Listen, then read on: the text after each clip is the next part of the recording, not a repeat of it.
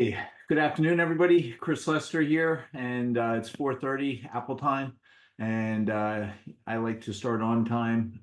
Again, everybody, Happy New Year. If I didn't see you last week or you didn't hear me last week, hopefully the year started off well. I know, yeah, I'm in sixth gear, a lot of activity, so that's good. And this format, typically we've been doing this every week, and we try and touch on different topics, both personal and financial, and just helping people to sort of have a frame of reference. So, I appreciate all your support. These calls typically go 15 to 30 minutes. Last week we had Dr. J talking about longevity and having some type of plan in place. And this week we're going to talk about committing to New Year's resolutions. But I don't want to be presumptuous, and please don't mistake my passion or my comments as dictatorial. I am really thinking more about like what has worked for me. So as I built these slides out, I was like, how can I convey, you know, um, you know, in a way that really, if somebody is struggling or has goals or desires to maybe self-improvement or to accomplish a goal, what things can we do to sort of maybe put these in place? So that was the context and the thought of me putting this out there. And so, I really just started with I think it starts with, there's 10 items here, and I'll touch on each of them. But the first is, just reflection, right? I quite often think, how did I get here? And for me, I reflect. It's interesting how things come up, or a comment or a thought will drift in, and maybe something is based in our childhood, or maybe based in our experiences. And as I reflect back, I always like water themes, because they do, the calmness and the serenity that typically surrounds it. And I love this image, so I borrowed it. And to me, it was just very soothing and calm, and it does sort of reflect how I think in the morning. Is like, all right, what thoughts do I want to allow in? And as we go through each of these, hopefully this will make a little bit of sense. So, the next one is Kaizen. Now Kaizen is defined by the Oxford Dictionary as a Japanese business philosophy of continuous improvement of both working practices and personal efficiency. So I was introduced to this term about 10, 15 years ago. And although, I've been to Japan, I've been to some Asian countries. I study martial arts, as a lot of you may know. And I do a lot of reading. I'm just intrigued with just some of those thoughts. And when you think about technology, really in the last 100 years things have improved, but some of this stuff has been around thousands of years. So this concept of continual improvement, it really resonated with me. And in order for us to improve, we have to really acknowledge and be honest with ourselves where we're at. It's neither good nor bad. I am not trying to say that when we improve, it's just some aspect that maybe when we look at it, when we reflect, when we say, hey, I want to set a goal, that's how you are motivated. That's how I'm motivated. So for me, one thing I don't like to do is preach. I don't try and take other people's inventories. I don't. I let everybody is responsible for themselves, and they have to find their own paths.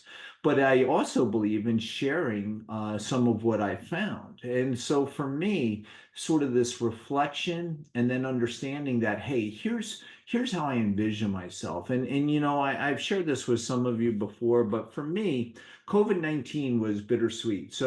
So, I was 50 pounds overweight. I was working late. I was eating wrong. I was stopping at places along the road because I was walking in the door at 10, 11 o'clock at night. And, that takes its toll. But when COVID happened, I've always been a fan, as I mentioned, martial arts, and my daughters were going to a local martial arts, establishment, and I just wanted to be able to participate because the knowledge that was being shared from these schools, which are businesses, differed from a little bit of my philosophy. So it really did help me to start there, to start to work on losing the weight, commit to a routine, and then, start to build from there. So I only share that, this courage to change, this desire to change, this, if we want to go in a different direction, it is possible, right? But we just have to commit. And so as I, go through some of these next slides, right, so be smart. And this is not by any means intended to say, hey, that somehow we're stupid. These are just letters as we're thinking about it. Hey, if we're going to set out to have some type of goal or some type of improvement, it has to be specific, right? I was listening to somebody the other day. You can't say, I want to walk in here, and maybe you walk in and there's a personal trainer. So what do you want to do? I want to get in shape. Well, that's too vague, right? You can't really accomplish something when you're too general like that. And I think, I've fallen into that trap. So I just share that with you. If whatever it is, and again, it is exercise is one of those that is, to a degree, is measurable. And one of the things that for me helped me was a scale. And I am almost OCD with it because, again, it was so difficult. And I had tried different, sort of fad dieting to lose the weight. But once I finally COVID hit and I started to change my diet, and I was exercising regularly, I was constantly weighing myself, 3 times a day, 4 times a day, because, and as I started to see improvements, it was frustrating at times because sometimes I felt like I hit a wall. But being specific, like I want to drop 5 pounds, that's manageable, that's specific. Then it's measurable, it's also achievable, and it has to be realistic, right? You can't say, hey, I want $1 million, right? I mean, it's not that you can't go buy a lottery ticket and we all have the same sort of chance to do that. But doing things like this, and maybe it's being a writer, maybe it's saying, hey, and if you're going to do that, there's a great book called Atomic Habits. If you've not read that, either A, read it, or I listen to it regularly on Audible. So those types of things, and then timely. Create a time frame. I just gave my youngest daughter a project. I said, I need these documents photocopied, and she said, okay. And that wasn't good enough for me. I said, hey, what kind of time frame? And she didn't have an answer. Now she's also 15. But I said, hey, is 2 weeks enough time? Because I need this for my taxes. Can you copy all these documents for me? And I said, a little bit a day. I said, I need thoughtfulness here. We need to go through, take staples out, do this. But I said, so is February 1st, is that viable? And so these suggestions that I'm giving are things that I try and do myself. So that's again why I use this one here. Prioritize and focus. And maybe the first thing that jumps out to you is, I have become fascinated with some of the Chinese Kung Fu. And, before I used to dismiss, I grew up as a kid, black belt theater on Saturdays, man. But to me, it was so corny because these guys were flying through the air and it was, the scenes, it was so ridiculous that I never really paid or gave credit to this form of martial art. It's only now when COVID hit and I've now entered into Wing Chun and have studied deep dive study on Chinese history that I realized that, hey, a lot of what you saw in the movies, although comical, there are some underlying actual reality benefits. And now I'm absolutely fascinated when I see a well polished practitioner, I'm often kudos and impressed, right? So, but this all reflects on, for me, starting my days. And part of one of the things I've added into my daily routines is I meditate every day. And at first, it was very tough. And my girls, when we work out on the weekends, we meditate. We'll start our before we start working, and it's not all grappling and boxing and fighting and techniques. It's we read and we reflect and we close our eyes. And I've started to teach them some of the things I've learned to calm ourselves. But I understand monkey brain because I've heard people say before, oh, I can't meditate, man. I'm like, my thoughts are all over the place. And I was guilty of that. Like no sooner do I close my eyes, start thinking about something, and that next thought pops into my mind.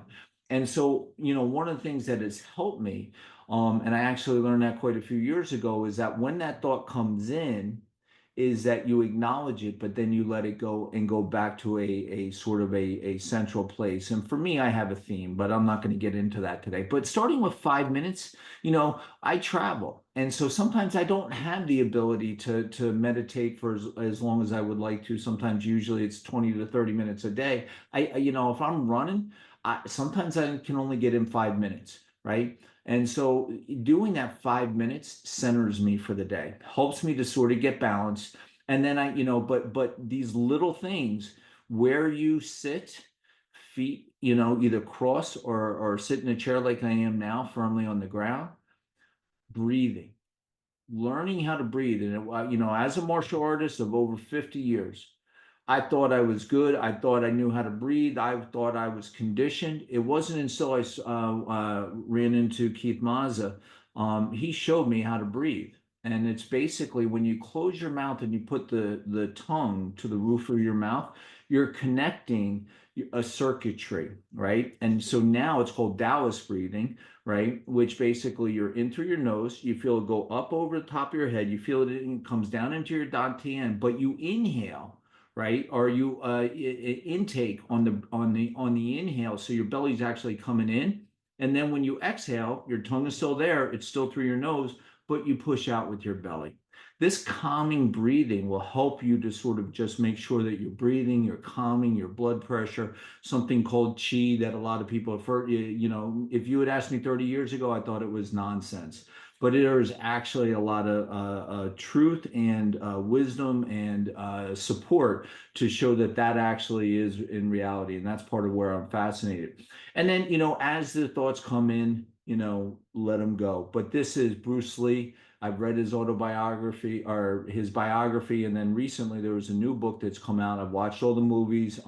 My instructor, so Yip Man, for those of you that don't know, so this is Yip Man. Let's see if my camera is up and you can see. So this is Yip Man. If you've not watched these movies, Yip Man, his successor was William Chung.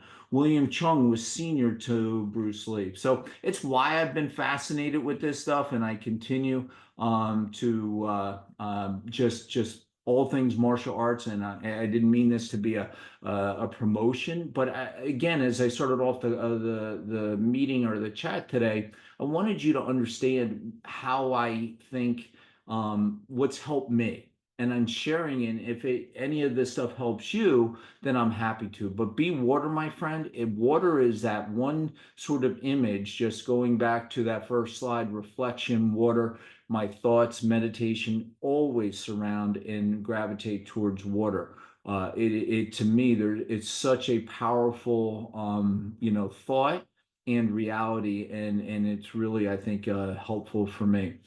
All right, so whatever you decide to do, one of the things I've learned in my, since COVID and I started to implement this, write it down. I have this book here, Best Self. And since I do this, my journal every day, it starts off with, what are you grateful for? Remember, we only have so much time on this planet. So, hug the ones you're with. You've heard me say that before. But, it could be something as simple, just staying in the present, just staying in the right now. And, just sometimes I take the dog out and just being able to sit there and watch how amazed she is with, a sound or a scent, or, maybe she'll see something. And, to me, I just try and enjoy it. If I'm spending time with family, friends, clients, whatever it is, not being like all over the place. It really does take practice to stay in the right now, but also being organized, writing this stuff down. We always have a to-do list, and I change my nomenclature or my verbiage, and I call it "get it done." Right? What do I want to get done? And then also the one of the questions in this book, and this is why I like it. Right? It's quarterly, so I get 4 of these. I just picked up four. Is what would make today a great day? Right? And I think all these things are just good thoughts to allow us to handle all the stresses that go on with life. This one, create a vision board. I used to, scoff at this, but I have found in my career that I am motivated, and when I focus on it, that it really helps me to take the time to go out, research what it is that I want to accomplish, and look at it every day. So a vision board they work, right? And you can dream. It allows you to dream. It allows you to have vision. It allows you to be silly, whatever it is, right? It acts as a reminder. It allows you to focus and to reflect. So there's just so many benefits to this. A lot of things. I've shared this with both Keith and Caitlin in my office. That when I'm trying to accomplish something, me taking the time to put this on a piece of board, but putting those symbols in places that are easy. It's not just necessarily a vision board, because let's say it's in your office and you're not in your office. If you really want to accomplish something, maybe it's that new job, maybe it's X amount, maybe it's weight, maybe it's whatever it is, if you put it in places where you frequent. So the mirror in the bathroom, right? There was an item that I wanted, probably 20 years ago. I had it in my bathroom. I had it on my refrigerator. I had it on my car. When I got into the car, it was on my dashboard, and then in my office when I would get into the office. That was my goal. I was not going to stop until I got that. It helps. It works. So, try it, give it a shot, whatever works for you, have fun with it, right? So I just wanted to share that. Tip number seven, we've all heard that adage, how do you eat an elephant? And I think that's human nature. We all get, we have great goals and aspirations, and sometimes they're lofty, and sometimes they seem unattainable. And it just comes back to, how do you eat an elephant? I don't care if it's a problem, a project, maybe it's a goal. One bite at a time. Take small steps. Keep it manageable. Don't get discouraged. Don't quit. That's why when I was talking about at the beginning of this presentation, to commit, right? So once you do that, be accountable to yourself. Maybe have an accountability partner, right? These types of things allow us to get to where we want to go. We don't have to do it alone, right? So if you have a spouse, you have a coworker, you have a friend, you have somebody that you say, hey, that's what a personal trainer is at the gym. That's what you're really doing. You're saying, keep me on track to get to where I want to. So I thought this was a good slide to just sort of share that. This I like too, because for a lot of you may not believe this, but I used to smoke cigarettes. It was awful. It was at a point in time when I was young and I was dumb, and I got it out of the military, and I still smoked. And I was trying to get into shape, and I was running, I was like huffing and puffing. And then somebody had told me about, I saw an advertisement, how to quit smoking. And really the concept, you had to send this money in to buy this system. And when I looked at what they were doing, basically they were just saying, hey, measure how much you smoke and then cut it back one cigarette a day. And that's exactly what I did.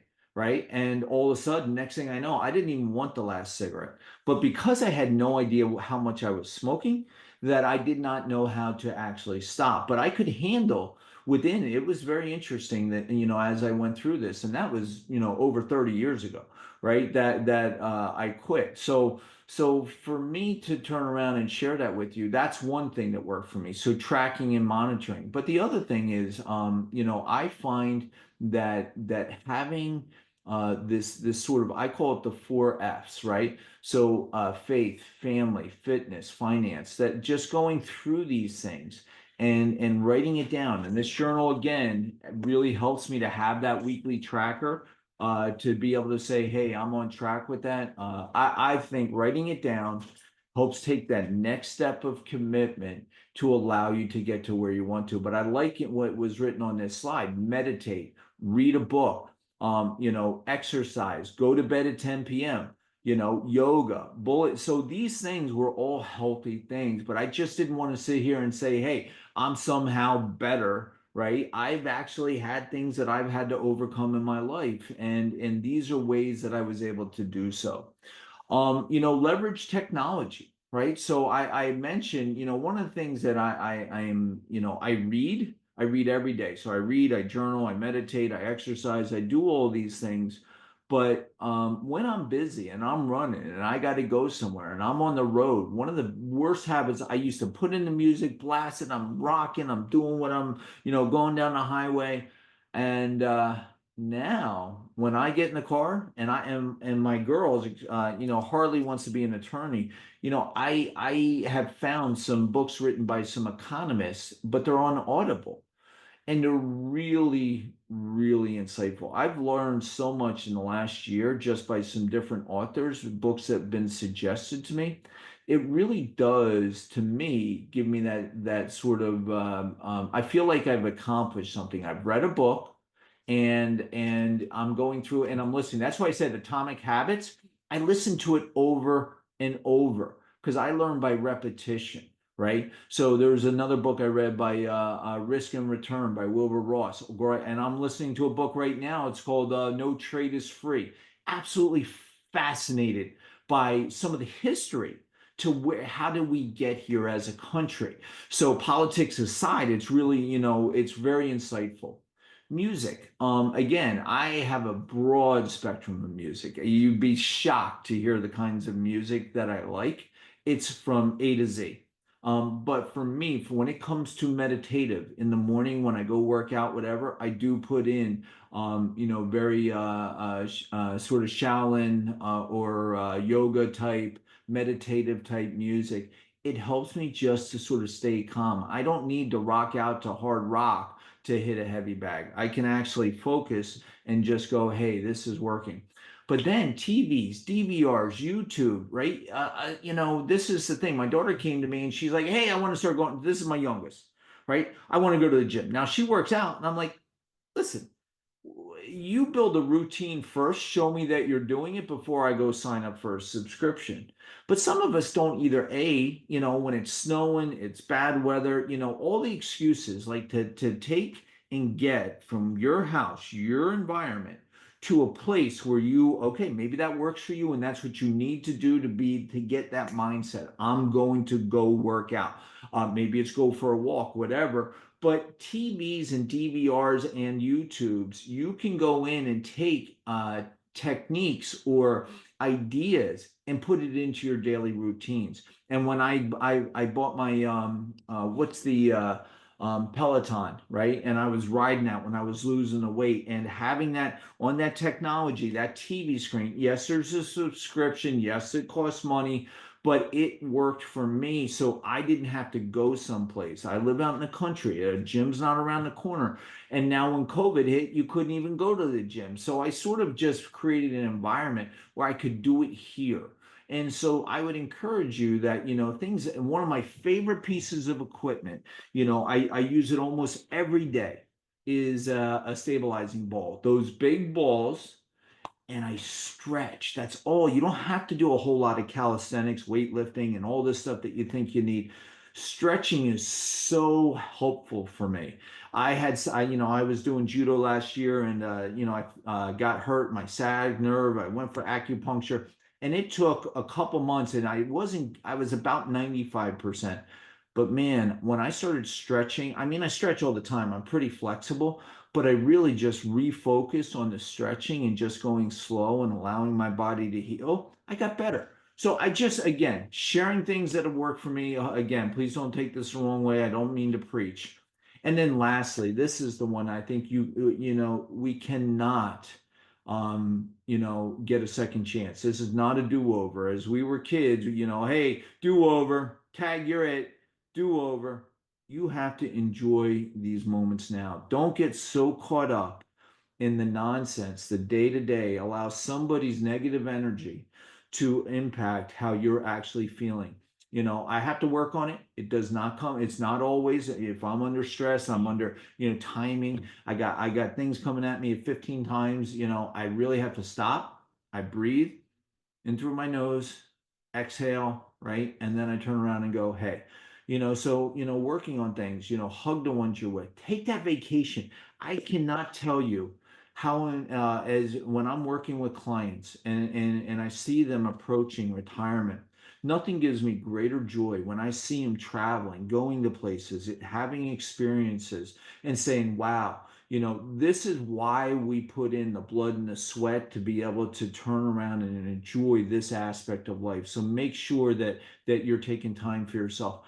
As I mentioned already, commit. Stay in the present. That's the one that's hard. I always view like there's a Siddhartha, sort of philosophy, but the guy's looking into the river, and the water that's already gone down, that's gone forever. We can't change it. That was yesterday. And looking up the river, the water that's coming, that's tomorrow. That's not, no guarantees, no promises. What I can enjoy is right now. And so that's when I say stay present. That's how I think. And again, I'm not perfect at it. I work on it. I do find I got to do that. I got to do that. I got to do that. And how do you say, right now I'm sitting in a chair and I want to feel the bottom of my feet and my arms on this table and I'm talking on a call. How do I stay very present right now? Because that's, the now is just always moving.